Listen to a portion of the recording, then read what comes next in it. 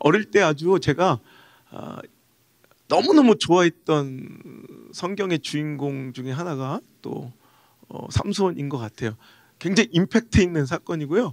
그래서 어렸을 때 사사기는 저한테는 너무너무 재미난 영웅들의 이야기, 마치 힘들고 어려운 고난의 민족의 위기 때 어벤져스처럼 짠 하고 나타나서 그 모든 위기를 그냥 탁 일순간에 종식시켜버리고 아주 멋진 승리, 그것도 굉장히 또 사사기에 나오는 그냥 승리들은 그냥 똑같이 이렇게 막 칼싸움 군대의 전술 싸움이 아니라 항상 보면 뭔가 특별해, 뭔가 다 임팩트 있는 이런 굉장히 승리들이 기드온도 그렇고요, 삼손도 그렇고, 오늘 그래서 우리 뇌리에 굉장히 크게 남는 그런 임팩트 있는 사건이 바로 오늘 읽은 장면인 것 같아요. 그래서 저는 어렸을 때 이 성경을 읽으면 이 나귀 턱뼈 있잖아, 턱뼈.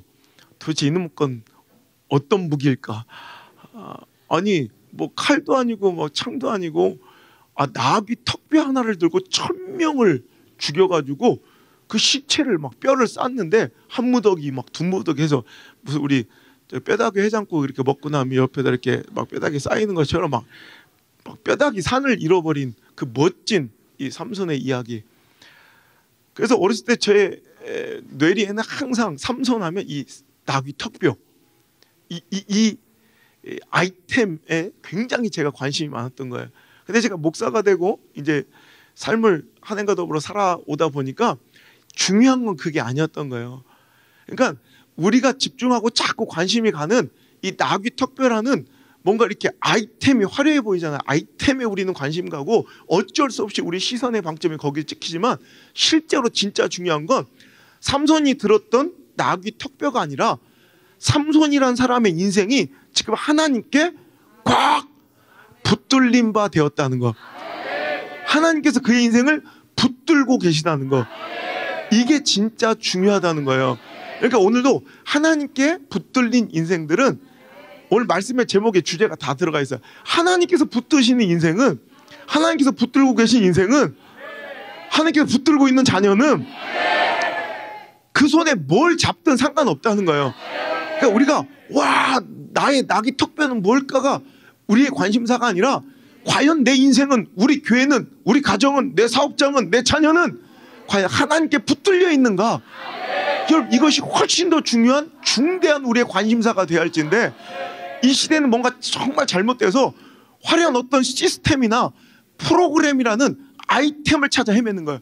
어떤 아이템을 붙잡아야, 어떤 사업 아이템을 찾아야, 어떤 스펙의 아이템을 내가 갖춰야 이 시대에 승리할 수 있겠는 거. 물론 그런 스펙이나 아이템을 가지면 물론 성공의 가능성은 더 높아질지 모르겠지만, 여러분 진짜 성공은, 여러분 이제 계속해서 말씀 풀어가겠지만, 하나님께 붙들려 있는가.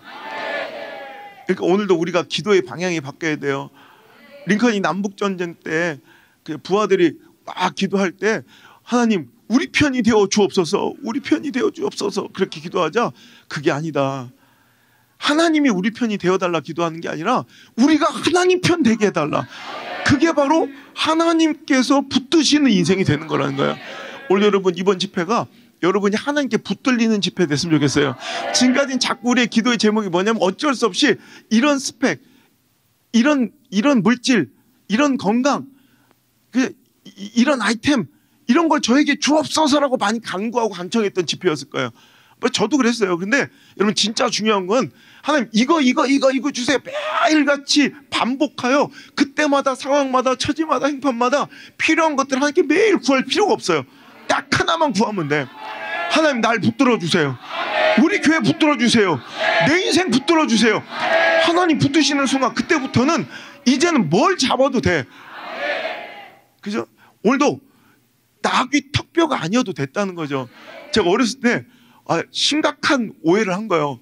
야, 나귀 턱뼈를 휘둘러서 막 블레셋 적군을 막 1000명을 죽이는 이 장면에 막 내가 막 심취해가지고 나가서 돌아다니는 뒷동산에 보면 이렇게 동물 뼈들이 옛날에 이렇게 많았어요.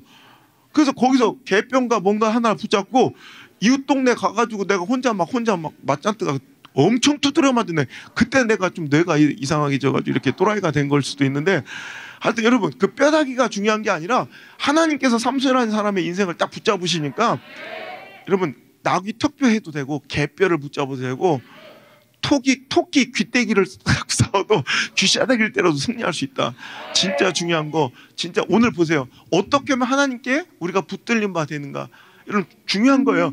어떤 사람이 하나님께 붙들린 인생인가. 여러분 진짜 중요한 건 오늘 이 말씀 속에서 우린 자꾸 마음과 관심이 나귀 턱뼈에 갈 거지만, 진짜 중요한 우리의 관심은 여기 가야 돼. 자, 오늘 다시 한번 말씀 읽어볼게요. 14절 시작. 삼손이 레이의 이름에 블레셋 사람들이 그에게로 마주 나가며 소리 지를 때 여호와의 영이 삼손에게 갑자기 임하심에, 할렐루야. 나귀 턱뼈를 붙잡은 게 승리의 요건이 아니라 여호와의 영이, 하나님의 영이, 성령이 그에게 갑자기 임하시자 그때 그가 붙잡았던 나귀 턱뼈가 승리의 아이템이 된 것이지, 나귀 턱뼈가 대단한 능력을 갖고 있는 것이 아니란 말이야. 즉 오늘도 우리가 하나님께 붙들림 당하여 어떤 삶을 살아도 승리하는 그런 인생을 꿈꾸고 여러분들이 바라신다면 성령의 임하심을 경험해야 돼. 여러분 성령의 임함은 뭐냐면 내 주도의 인생이 아니에요. 이제부터 자기 주도적 인생, 자기 계획적 인생이 아니라, 여러분 시대는요 이런 걸 굉장히 능동적이고 효율적이고 합리적인 굉장히 잘 사는 삶의 표본으로 봐요. 하지만 아니에요. 여러분 왜 이스라엘 백성들이 이런 사사기에 아픔을 당하느냐. 여러분 사사기는 실은 이 낮은 수준의, 저같이 이렇게 어렸을 때 주일학교 때 낮은 수준의 영적 수준으로 성경을 보면 되게 재미있는 영웅들의 히어로물 같아. 어벤져스처럼 위기 때마다 짠 나타나는 영웅들의 이야기 같지만, 실은 사사기는 가장 비참하고 초라한 실은 실패의 이야기고, 자 완전히 삼류 영화 같은 정말 구질구질하고 찌질한 이스라엘 민족의 아주 그냥 그 연약한 모습을 적나라하게 표출하는 어쩜 부끄러운 책이에요. 원래 영웅들이 여러분 많이 나타난 게 좋은 게 아니라, 여러분 영웅들이 많이 나타나 회복의 기회가 많았다는 건 거꾸로 배신과 돌이킴의 숫자가 그만큼 많았다는 얘기예요. 이스라엘 백성들이 여러분 신명기를 보면 광야의 세월을 지난 뒤에 이제 그들이 그렇게 꿈꾸고 하나님께서 그들에게 주시고 싶어 했던 약속의 땅 가나안 땅, 축복의 땅 가나안 땅을 목전에 두고 하나님께서 그들의 발걸음을 멈춰놓고 모세를 통해서 신명기를 통해 계속해서, 내가 신명기 요즘에 강의 중인데 새벽기도 때 우리 교회에서 정말 구질구질해요. 구질구질. 정말 하나님께서 구질구질할 정도로 그들에게 했단 말 또 하고 했단 말 또 하고 했단 말 또 하면서 제발 너희들 나 잊으면 안 돼 이거예요.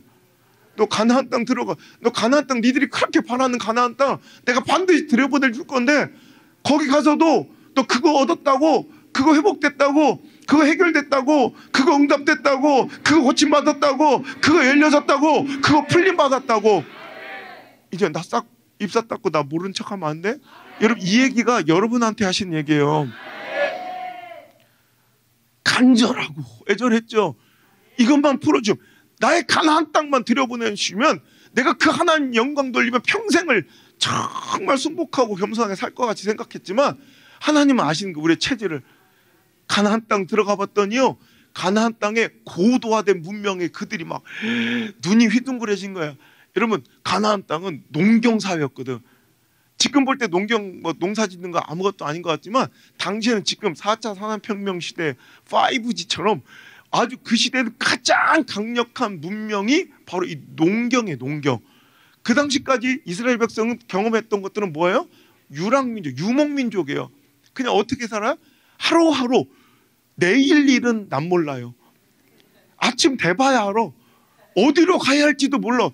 가다 보니 그냥 목초지 만나면 사는 거고, 또 목말라 죽을까지 까딱딱 하는데 또 우물 만나고, 그냥 하루하루를 그렇게 그냥 어찌 보면 굉장히 소극적으로 수동적으로 사는 것처럼 보여요. 그 자기들은 그게 되게 불안하고 매일매일이 염려되고 좀 불안하지 않아요? 어떻게 계획할 수가 없으니까. 그런데 가나안 땅에 들어봤더니 와, 완전히 다른 세상이야. 때마다 파종을 하고요. 딱 거두를 때가 분명하고 거기에 맞춰서 곡식을 저장도 하고 내년 이맘때 어떻게 살지 계획도 하고 너무 일사불란하게 능동적으로 삶을 이끌어가며 너무 계획적이고 합리적인 삶을 살아가는 그들의 문명에 그들을 완전히 반해버린 거야.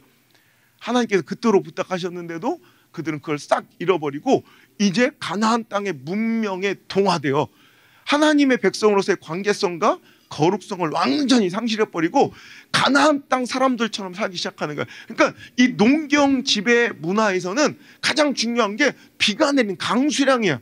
그러니까 이 농경에 가장 영향을 큰 내 풍족함과 내년에 삶을 계획해 가는 데 있어서 가장 중대한 요소였던 이 비와 풍요와 또 다산, 노동력을 제공하는 풍요와 다산이 바로 바알과 아세라신이야.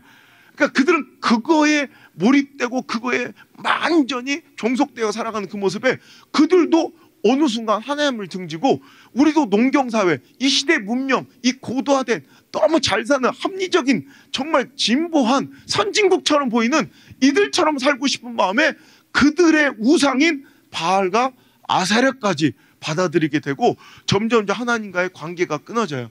여러분 영성 있어 보인다, 영성, 영권 막 이런 얘기 하죠. 그게 뭐냐면 그건 하나님과 사람의 관계성이에요. 영성이 뭐냐면 하나님과 가까운 사람이 영성이 있는 거예요. 그들은 영성을 잃어가. 뭐가 죄인지도 모르고 뭐가 실패인지도 뭐가 진짜 성공인지도 뭐가 축복인지도 알지 못한 채 그냥 살아가자.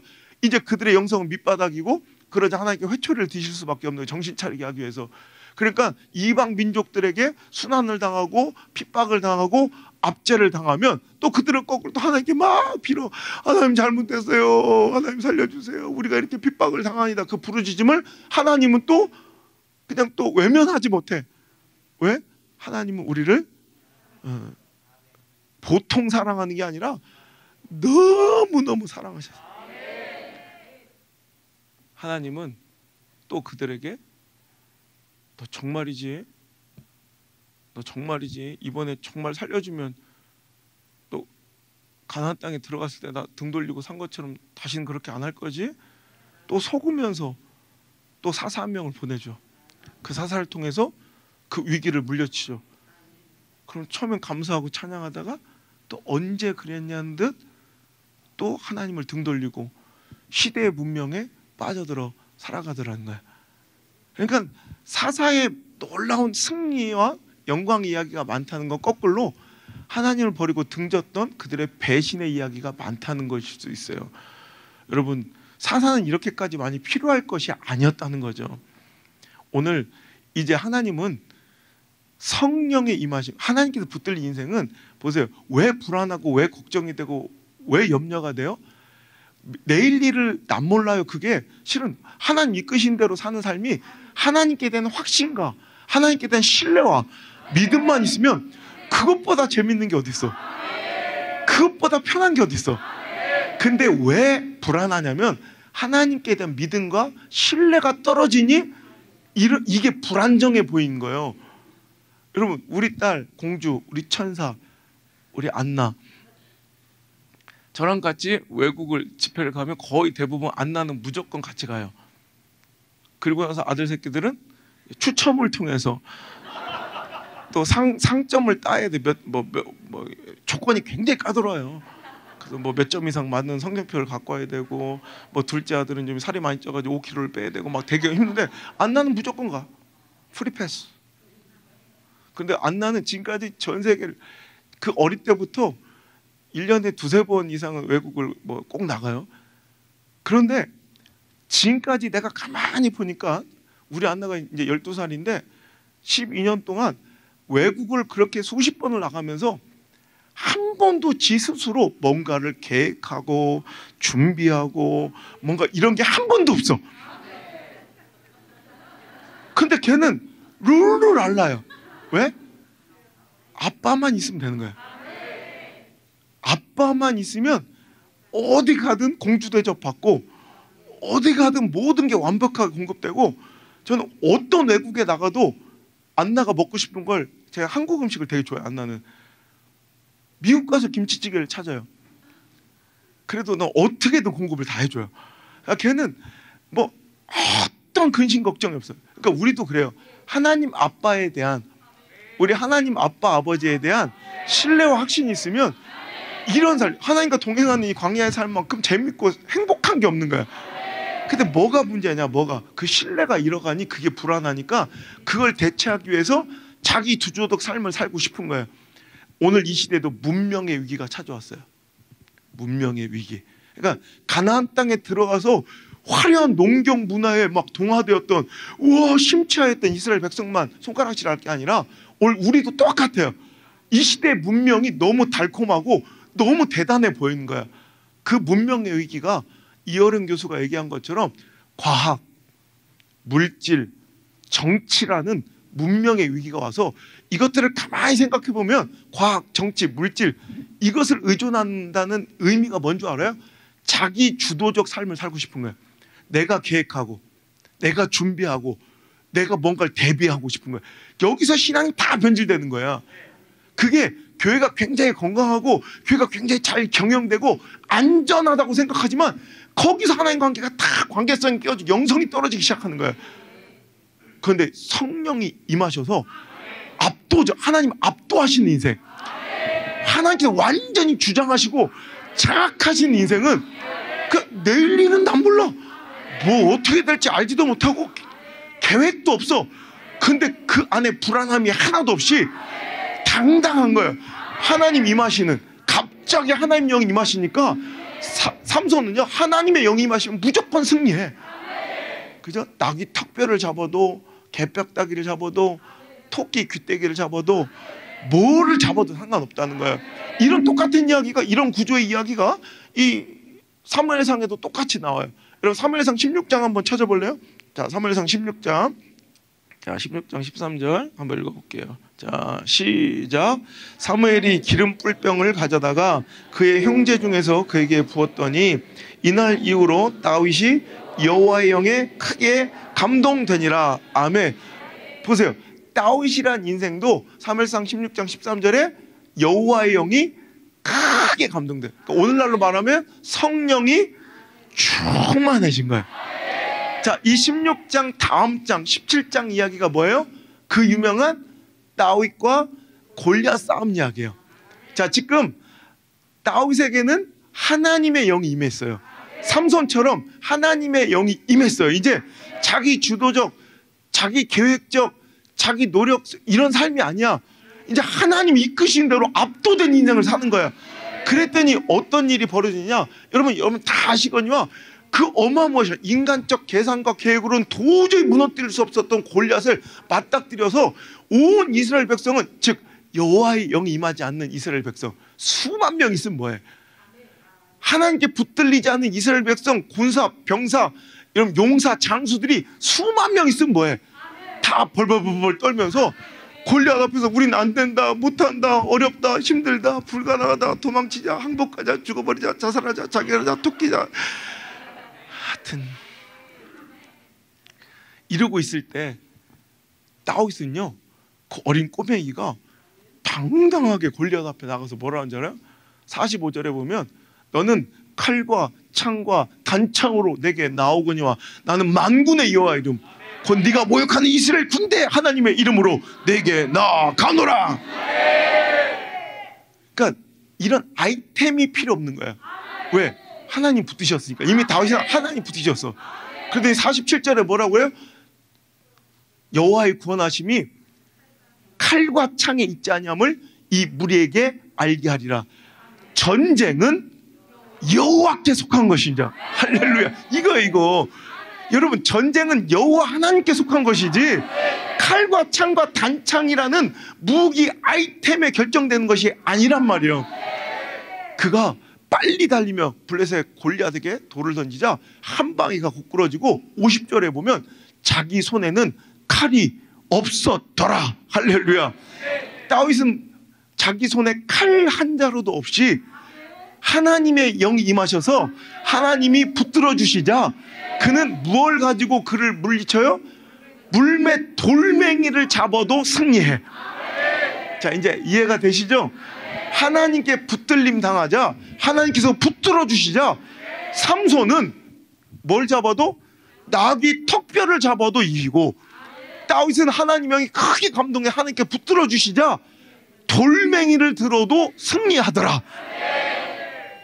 핵심이 무엇인가를, 진짜 승리의 근원지가 어딘지를 우리가 확실히 아는 것만큼 강력한 인생을 살아갈 수 있는 방법이 여러분 없다는 거 꼭 기억하시고, 승리의 방점은, 승리의 근원은 물맷돌도 아니고 나귀 턱뼈도 아니요 하나님이라는 거예요. 만약에 여러분 그래요. 만약에 강가로 나갔는데 돌이 없으면 어떡할 거예요? 그렇죠. 그럴 수도 있잖아. 아니, 해필 어젯밤 지난주에 수석 동호회가 와서 강가의 돌을 싸그리 가져가 버린 거예요. 없다, 돌이 하나도 없다, 우리는 큰일 났다, 이제 우리 민족 망했다 이래요? 아니야. 돌이 없으면 어때? 중요한 것은 돌이 아니라 하나님의 영이 그에게 임하신 게 중요한 거라, 돌이 없으면 이 꽃으로 때려도 되고, 아니면 막 급한데 아무것도 없어 했더니 가래침이 막 점액질이 되어 기도를 막아서 죽일 수도 있고, 여러분 뭘 해도 괜찮다니까. 하나님께 붙들리면 서울대를 나와도 되고, 아니면 약간 서운한 대학을 나와도 되고, 아니 대학을 안 나와도 되고, 유학을 가도 되고 안 가도 되고, 서울 수도권에 있어도 되고, 이 지방의 논산에 있어도 되고. 뭔 얘기인지 알아요? 그거예요. 직장을 다녀도 되고 사업을 해도 되고 장사를 해도 되지만, 거꾸로 볼까요?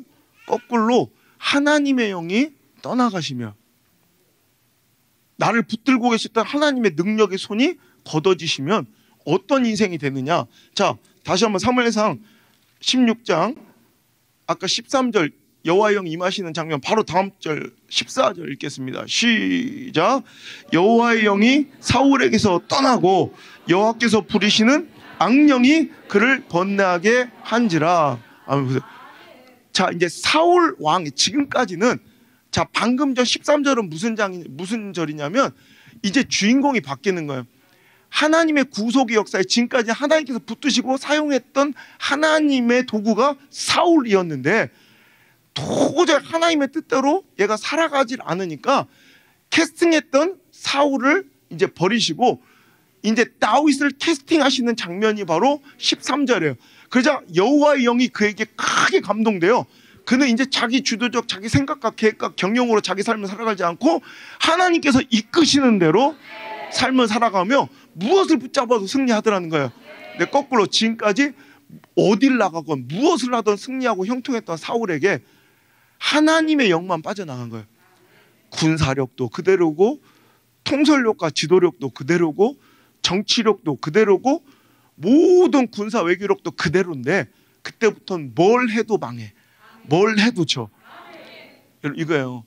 오늘도 하나님의 영이 임하실 때는 돌을 잡아도 승리하지만, 하나님의 영이 나가시니까 온 군대와 자기 모든 영향력을 총동원해도 패배하더라. 삼손도 마찬가지예요. 다시 본문으로, 다시 사사기 본문으로 넘어와서 16장 20절에 보면, 자, 한번 읽어볼게요. 시작. 드릴라가 이르되 삼손이여 블레셋 사람이 당신에게 닥쳤느니라 하니, 삼손이 잠을 깨며 이르기를 내가 전과 같이 나가서 몸을 떨치리라 하였으나 여호와께서 이미 자기를 떠나신 줄을 깨닫지 못하였더라. 불행한 인생이에요. 여호와께서 나를, 내 인생을, 내 가정을, 우리 교회를 지금 떠나신 줄도 모르고 살아가는 인생들. 옛날하고 똑같거든. 교회 건물도 똑같고 시스템도 똑같고 프로그램도 똑같고, 근데 인적 구성원이나 영향도 똑같으니까 난 똑같은 줄 알고 건재한 줄 알아. 오늘도 한국교회가 들어야 돼요. 하나님이, 여호와의 영광이, 여호와의 영이 떠나가지 않았는지를 우리는 매일 살피고 점검해야 돼요. 그럴 땐 바짝 엎드려 가만히 있어야지. 믿음은 무조건 당당한 게 아니에요. 믿음은 무조건 자신 있는 게 아니라니까. 두려워할 땐 두려워해야 돼요. 여호와의 영이 떠나가셨을 때는, 여호와가 나를 버리셨을 때, 떠나가셨을 때는 바짝 엎드려 가만히 있어야 돼.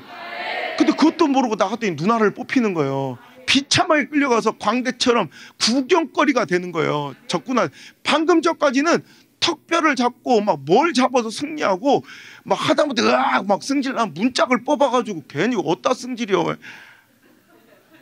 자기가 창녀 기생집에 들어갔다가 막 괜히 걸리니까 막 으악 그랬더니 막 힘을 쓸 데가 없어요. 막 문짝을 막 뽑아가지고 헤브론산까지 올라가서 버려버려 막. 오늘도 여러분 이 중에 있어. 내가 너한테 어떤 은혜 줬는데, 내가 너에게 지금까지 어떻게 붙잡아주고 어떻게 공급해주고 어떻게 지금까지 살려줬는데 네가 왜 거기서 나와? 어떻게 교만의 방에서, 정욕의 방에서, 탐욕의 방에서 나와? 그럼 점점점 그에게 임하셨던 여호와 영이 떠나가고 없어지면 일개 아무것도 아닌 나부랭이 되는 거예요. 사울도 가는 곳곳마다 승리했지만 하나님의 뜻대로 살아가지 않고 그 주신 능력과 은혜를 소진해버리고 쓰잘데기 없는데 자기 소욕을 위해서 써버리니까 비참하게 자기가 자결하는 비참한 형국으로, 여러분 새드 엔딩으로 그 인생이 종결되는 것처럼 오늘 여러분 하나님 주신 은혜가 잘 발휘되고 사용될 수 있기를 여러분 축복합니다. 두 번째로 하나님께 붙들린다는 것은, 자, 성령 임하셔서 내 주도의 인생이 아니라 하나님 이끄신 대로 살아가는 인생이 하나님께 붙들리는 거였고, 두 번째는 말씀대로 순종하며 살아가는 인생이 바로 하나님께 붙들린 인생. 이런 사람은 뭘 해도 승리해요. 뭘 붙잡아도 돼. 자, 대표적인 예후예요. 예후가 자기는 생각도 없었는데 엘리야 목사님을 통해서 열왕기상 19장에 보면 이 아합의 불의한 정권, 더러운 우상을 들여와서 하나님을 모멸하고 이스라엘 백성을 죄악으로 물들인 이 아합의 정권의 심판자로서 하나님이 드실 회초리로 예후를 선택하셔서 예후의 검을 피할 자가 없을 것이다 하였더니 열왕기하 10장 10절에 정말 하나님 말씀이 땅에 하나도 떨어지지 않고 엘리야를 통해서 아합의 집안에 하신 그 모든 말씀이 예후를 통하여 이루어진 거예요. 그가 검을 뽑아들고 진짜로 한 사람도 남기지 않고 아합의 집안과 그에 속한 모든 관료들을 다 죽이는, 여러분 이거 어찌 보면 단순한 장면 같지만 왕조에 대항하여 혁명을 일으키는 정말 절대절명의 사건이에요. 인생을 걸고 목숨을 거는 거예요. 여러분 왕에 대해서 절대 왕권 체제, 왕조 체제에서 그 왕에게 도전해서 혁명을 일으킨다는 건 이거 굉장히 여러분 무서운 일이고 굉장히 가능성이 희박하고 적은 일이지만, 하나님께서 그를 말씀대로 부리신 말씀, 하나님이 주신 그 말씀이 땅에 떨어지지 않도록 그가 순종하니까 예후는 뭘 잡아요? 검을 잡아도 승리하더라는 거예요. 여러분 오늘도 한 번의 이 돌이킴이 중요해요. 상황을 보던 형편을 보던 또 사람을 보던 세상을 보던 가능성을 보던 확률을 보던 내 눈을 돌려야 돼요. 말씀을 보는 거야. 그리고 그 모든 것을 말씀으로 인하여 뒤집어버리고 승리하면 그때부터는 어마어마한 축복과 능력이 나에게 공급되어 충분히 능히 그것을 감당할 수 있는 힘을 주신다니까. 힘이 있어서 가는 게 아니라 가니까 힘을 주시는 거라는 거예요. 오늘도 말씀 따라 살아가니 예후는 검을 들어도 승리하더라. 말씀이 얼마나 우리 인생의 중요한 성패의 조건인지 가장 잘 나타내는 게 신명기 28장이에요. 신명기 28장 한번 읽어볼까요? 신명기 28장. 자, 1절부터 우리 너무나 잘 아는 말씀이니까 한번 읽어볼게요. 시작. 내가 내 하나님 여호와의 말씀을 삼가 듣고 내가 오늘 내게 명령하는 그의 모든 명령을 지켜 행하면 내 하나님 여호와께서 너를 세계 모든 민족 위에 뛰어나게 하실 것이라. 내가 내 하나님 여호와의 말씀을 청종하면 이 모든 복이 내게 임하여 내게 이르리니 성읍에서도 복을 받고 들에서도 복을 받을 것이며 내 몸의 자녀와 내 토지의 소산과 내 짐승의 새끼와 소와 양의 새끼가 복을 받을 것이며 광주리의 떡반죽 그릇이 복을 받을 것이며 네가 들어와도 복을 받고 나가도 복을 받을 것이니라. 아멘.